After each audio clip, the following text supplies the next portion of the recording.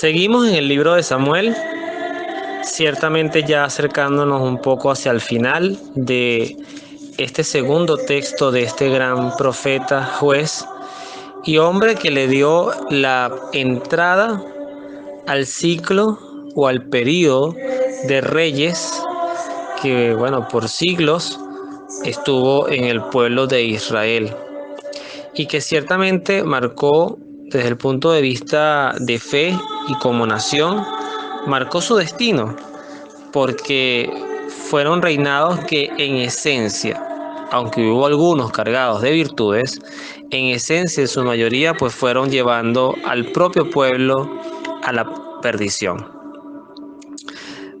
Ya lo he dicho en otros momentos, sobre todo en este texto del libro de Samuel, que David es sin duda alguna el rey de referencia, no solamente diría para el concepto del propio pueblo hebreo, sino en muchos sentidos para lo que debería ser el ejercicio del poder. El ejercicio del poder no es la perfección del ser del hombre valga la redundancia, en el ejercicio de su poder, sino es gobernar siempre con la mirada puesta en Dios y entender, saber reconocer cuando nos equivocamos, también saber reconocer los riesgos, los excesos que pueden derivarse precisamente del poder. Y lo que vamos a ver hoy, también ver que cuando estamos cargados de poder, porque puede ser significativo de dinero, de poder de político, de poder de autoridad, pues en torno a nosotros y especialmente en la familia pueden haber enormes corrupciones, enormes trastornos que hagan que padres se rebelen contra hijos, o hijos, como vamos a ver en el texto de hoy, o hijos contra padres, por el simple hecho de ambicionar el poder. Se pierden los vínculos afectivos, se pierde el sentido de familia, se pierde el sentido de la obediencia, el respeto, inclusive el concepto principal del mandamiento, que es el cuarto mandamiento, honrar a padre y a madre. Es por eso que, por ejemplo, en Reyes, estos reyes títeres que tenía Israel en los tiempos romanos, como Herodes el Grande, de algo que se reconoce de Herodes el Grande era que era un paranoico que llegó a matar a buena parte de su familia porque veía conspiraciones en todas partes. Y muchos emperadores romanos también transitaron por ese estado de paranoia. Además, en el caso romano bien fundado, porque muchos de ellos murieron asesinados precisamente por ambiciones de poder o por otros temas de corrupción y de vanidad, de trastornos que genera justamente el ejercicio del poder. Hoy vamos a arrancar con un pasaje de formación que tiene que ver va a aparecer uno de los primeros hijos de David. No es el que va a tomar el reinado ni la sucesión de él. Recordemos que el que sucede a David es Salomón. Pero este hijo de David llega a asumir el trono de la peor manera que un hijo puede aspirar cuando se trata de sucesiones por sangre, por reinado, por herencia. El de la peor forma, que es aspirando a derrocar a su padre, inclusive a costa de asesinarlo o de que muera. Y aquí este hijo pues es Absalón. Absalón tiene un pasaje, un transitar en el libro de Samuel, digamos que bastante corto. Solamente su protagonismo estaría entre el capítulo 15 y el capítulo número 18, que es el que anuncia propiamente la muerte de Absalón. Y lo que vamos a empezar a reflexionar hoy es cuando Absalón justamente hace una conspiración para sacar a su padre del poder. Pero no es allí donde me quiero detener. Me quiero detener en uno de los hechos que ocurre en esta historia, que de hecho trae un nombre de una persona que se llama Semeí.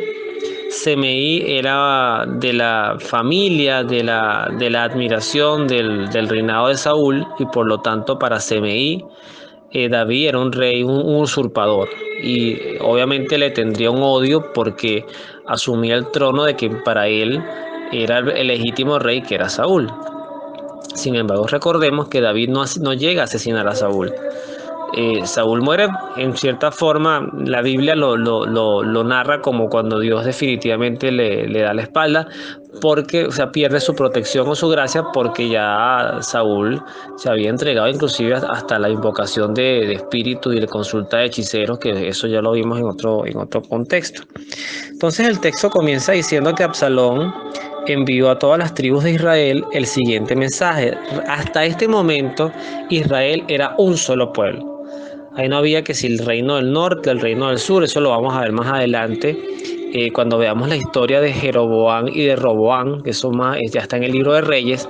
Ahí es donde ocurre el cisma bien importante que marcará un hito en todo lo que tiene que ver las tribus de Israel, porque prácticamente de allí hasta el destierro estas tribus desaparecieron. Solamente queda la tribu de Judá en esencia. Pero Absalón manda un mensaje a todas las tribus y dice: cuando sientan tocar las trompetas, griten: Absalón se ha proclamado el rey en Hebrón. Había salido de Jerusalén con 200 hombres invitados por él, que lo acompañaban sin saber lo que tramaba. Hizo venir desde la ciudad de Giló al consejero de su padre, Ahitofel, quien le acompañó mientras hacía sus sacrificios. La conjuración iba haciéndose poderosa y el número de sus partidarios aumentaba cada vez más. Cuando David supo que Absalón se había captado las simpatías de la gente de Israel, dijo a sus servidores que estaban con él en Jerusalén: huyamos luego, porque no podemos resistir a Absalón. Salgamos sin demora, no sea que nos ataque de repente, nos inflinja una derrota y pase la ciudad a cuchillo. Sus oficiales le respondieron: sea cual fuere tu decisión, cuenta con tus servidores. Entonces el rey salió a pie con toda su familia. Solo quedaron 10 concubinas para cuidar el palacio. Dentro de este enfoque, bueno, hay muchas cosas que uno puede interpretar, ¿no? Primero, David, fíjense que no vemos en él una obsesión de proteger el poder, de quedarse aferrado al poder. David viene de una situación bien importante, confrontativa, que fue nuestro encuentro formativo anterior, con el pecado de Urías, con el tema del adulterio con Betsabé y las palabras del profeta Natán. Y yo creo que debe estar muy en la mente de David cuando Natán le dijo: por el pecado que cometiste, la espada no abandonará a tu familia. Y eso es algo así, no, por supuesto, no en un mismo contexto, pero ese tipo de palabras tienen que marcarte, como las palabras que deben haber marcado a María cuando lleva a Jesús a presentar al templo y Simeón le dice: una espada te atravesará el corazón. Entonces, como que constantemente tú estás evaluando cuál será ese momento, cómo será esa circunstancia. David, al ver esta situación, obviamente yo pienso, es una opinión muy personal, que esta profecía tiene que haber estado en su mente, y ante preferir que ver a su hijo asesinado o verse luchando contra su hijo, o a su vez facilitarle o poner a su hijo en la situación de asesinar a su propio padre, David toma la decisión de dejar el poder. En este contexto de huir es donde voy entonces al capítulo 16, hago un salto del capítulo 15, fíjense que me detuve en el versículo justamente 16, el versículo 15, y hago un salto al capítulo 16. Aquí dice en el versículo 5 de este capítulo 16: al llegar a Bahurim, es decir, estamos hablando de David, salió a su paso, insultándolo, un hombre de la familia de Saúl, llamado Semeí. Lanzaba piedras a David y a sus oficiales, sin importarle la gente, y los guardias que rodeaban al rey, Maldecía al rey en estos términos: vete, vete, hombre sanguinario y perverso. Yahvé hace recaer sobre tu cabeza toda la sangre de la familia de Saúl, que masacraste. Así como tú le quitaste el trono a Saúl, así también Yahvé se lo ha dado a tu hijo Absalón. Tú eres un criminal, por eso te persigue la desgracia. Abisaí, hijo de Sarbia, dijo al rey: ¿cómo se atreve este perro hediondo a insultarte? Déjame pasar el torrente y le corto la cabeza. Pero el rey le respondió: ustedes nunca me comprenderán, hijos de Sarbia. Si Yahvé le ordenó que me maldijera, ¿quién podrá preguntarle por qué lo hace? Y David dijo a Abisai y a sus servidores: si mi propio hijo quiere matarme, con mayor razón este hombre de la tribu de Saúl. Déjenlo que me maldiga si Yahvé se lo ha mandado. Ojalá que, viendo mis angustias, Yahvé se apiade de mí y cambie mi desgracia de hoy por felicidad o en felicidad. Palabra de Dios, te alabamos, Señor.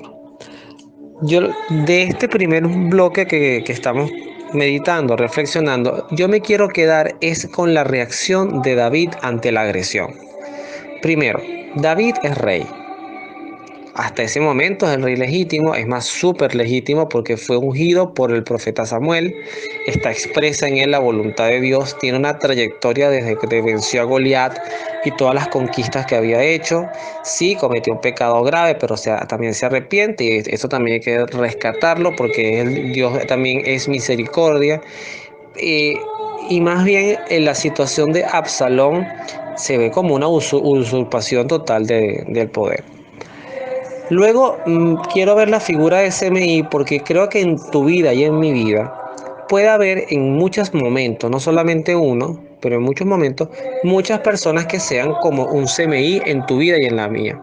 También, ojo, nosotros podemos haber sido un CMI en la vida de otras personas cuando hemos criticado, calumniado, hablado mal de alguien, dañado su reputación, deseado por una emocionalidad desbordada, deseado mal a alguien. Pero vamos a ver esto en dos direcciones. Lo virtuoso de David es que David, una persona que viene afligida porque la están sacando del cargo, o sea, lo están persiguiendo, es su propio hijo, el dolor de ver a su propio hijo rebelarse contra él mismo.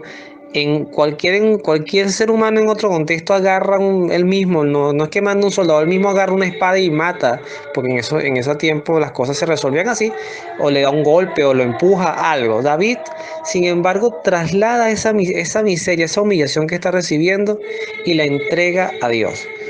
Con esto, ¿qué quiero decir? No es que Dios esté, porque además que después con el transcurrir de la historia se va a evidenciar que no fue que Dios lo maldijo, ni mucho menos. David logra recuperar el trono y Absalón muere. Lamentablemente, que yo creo que esa fue una de las heridas mayores que le puede quedar a David. Pero el punto radica en que David toma esta humillación y se la entrega a Dios.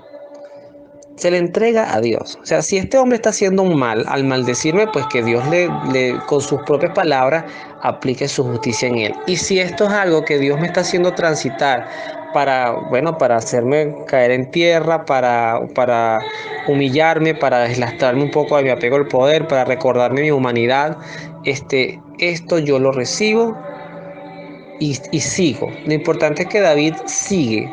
O sea, no se queda allí pegado escuchando los insultos, sino que los recibe, no devuelve. Aquí también se aplica lo que decía Jesucristo, ¿no? Si alguien te golpea una mejilla, coloca la otra. Y ese colocar la otra no es que tú te quedes ahí expuesto a golpes, sino que tú no respondes igual. Tú no respondes con la misma violencia. Hay una frase que dice: para que dos personas peleen, o para que haya una pelea, las dos personas tienen que estar de acuerdo con la pelea. Si una de las dos no quiere pelear, sencillamente es una agresión, además desproporcionada. Era un poquito, si me permite un paréntesis no católico, era un poquito lo que pregonaba Gandhi y también Martin Luther King. Hacer una protesta sin violencia. Creo que lo de Gandhi fue un poquito inclusive, bueno, lo de Martin Luther King fue muy duro, porque había un tema también de segregación racial, pero lo de Gandhi también fue muy violento, porque era que literalmente se exponían a golpizas brutales sin haber una sola respuesta de violencia, o por lo menos no de manera masificada. Y ejemplificada con sus propios líderes que movían eso, que hacían esos movimientos bueno, primero de liberación y segundo de enseñarnos a hacer protestas pacíficas. Pasa este contexto detengo la historia de David allí. David logra seguir, David logra huir con su familia. Semeí se queda ahí desahogado, o sea, dijo lo que tenía que decir, dijo lo que le salió del fondo de su alma. Ya más adelante voy a procurar de continuidad con este capítulo ver cómo nuevamente Semeí aparece. Semeí va a aparecer en dos momentos. Uno va a ser cuando David vuelve al trono, y el otro ya en el lecho de muerte, cuando David le está dando como una última herencia, unos últimos recaudos a Salomón, vuelve a aparecer el nombre de Semeí. Entonces, detengo esa parte ahí para hacer el enlace con el Nuevo Testamento. El Nuevo Testamento me quiero centrar en el capítulo 26. Ya estamos hablando de lo que recordamos en la Semana Santa. La Semana Santa recordamos tres cosas: la pasión, muerte y resurrección de Jesús. Aquí estaríamos hablando de la entrada a la pasión, al sufrimiento. Y es cuando a Jesucristo lo toman preso. A Jesucristo lo toman preso, y al tomarlo preso va a ocurrir una situación bien particular que yo hago la asociación con lo que vive David ante Semeí. Y Cristo, en el momento que es apresado, vean lo que ocurre. Dice el texto que estando todavía hablando, llegó Judas, uno de los 12, iba acompañado de una chusma armada, así dice el texto, con espadas y garrotes, enviada por los jefes de los sacerdotes y por las autoridades judías. El traidor les había dado esta señal: al que yo le dé un beso, ese arréstenlo. Se fue directamente donde Jesús y le dijo: buenas noches, maestro, y le dio un beso. Jesús le dijo: amigo, haz lo que vienes a hacer. Entonces se acercaron a Jesús y lo arrestaron. Uno de los que estaban con Jesús, en otro evangelio sabemos que es Pedro, pero que en este dice así: uno de los que estaba con Jesús saca la espada e hirió al sirviente del sumo sacerdote, cortándole una oreja. Entonces Jesús le dijo: vuelve la espada a su sitio, pues quien usa la espada perecerá por la espada. ¿No sabes que podría invocar a mi Padre y él al momento me mandaría más de 12 ejércitos de ángeles? Pero así había de suceder, y tienen que cumplirse las Escrituras. Palabra del Señor. Gloria a ti, Señor Jesús. Yo no sé si este enlace que estoy haciendo sea apropiado, adecuado, o si se logra captar la idea. Voy a tratar con la ayuda del Espíritu Santo de que se logre captarlo a donde quiero llegar. Primero, en la historia de David hay una traición que es derivada de su propio hijo Absalón. En la historia que acabo de escuchar, que acabo de leer de Jesús, hay un traidor que es Judas, a quien él mismo lo llama amigo. No olvidemos que en un momento, cuando estaba Jesús con todos sus apóstoles, les dijo: a ustedes no los llamo siervos, a ustedes los llamo amigos. Y Judas recibió ese mensaje.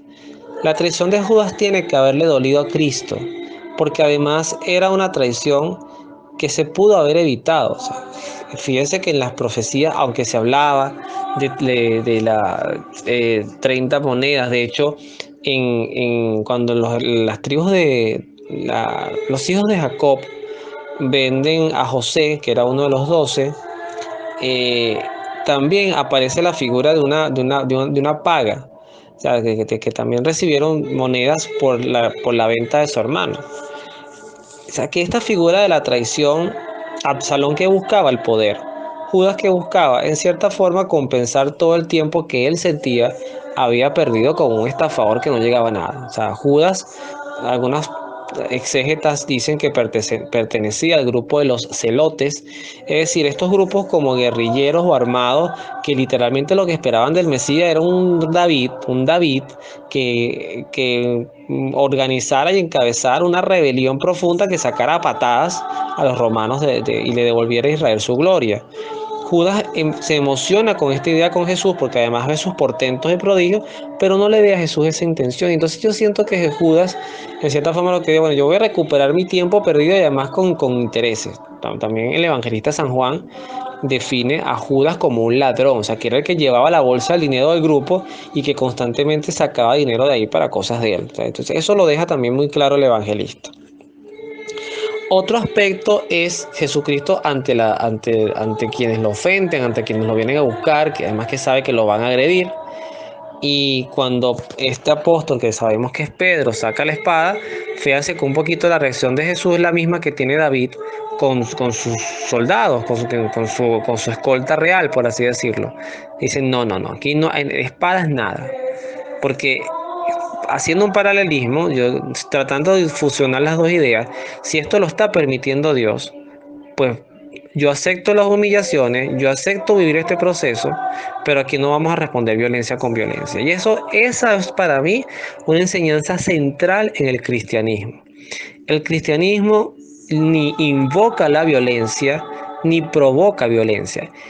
Y se los dice una persona que en su momento y más con esta situación país-gobierno, que ya tenemos 21 años padeciendo, bueno, ya serían 22 padeciendo, en muchos momentos al ver torturas, al ver estudiantes heridos, personas que han sido asesinadas en marcha, por muchos motivos yo mismo he tenido un deseo de ver evocado un momento de violencia, pero que retribuya todo el dolor que hemos recibido. O sea, quien se los dice cargado de humanidad y de esa enorme impotencia que uno siente, que quisiera tener un superpoder y barrer toda la maldad y toda la corrupción, la tiranía que uno a veces puede ver evocada en la calle, el abuso de autoridad.